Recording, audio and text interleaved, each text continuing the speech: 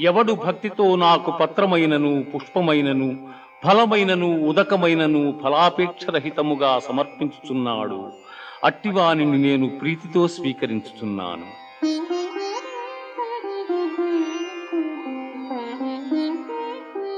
మన్మనాభవ మద్భక్తో మజ్యాజీ మాం నమస్కురు మామే వైష్యసి యుక్త్యేవ ఆత్మానం మత్పరాయణగా.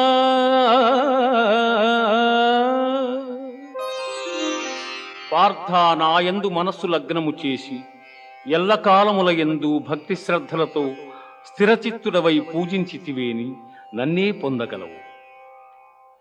ఇది ఉపనిషత్తుల సారాంశమైన యోగశాస్త్రమున శ్రీకృష్ణుడు అర్జునునకు ఉపదేశించిన కర్మ సన్యాస, ఆత్మ సంయమ, విజ్ఞాన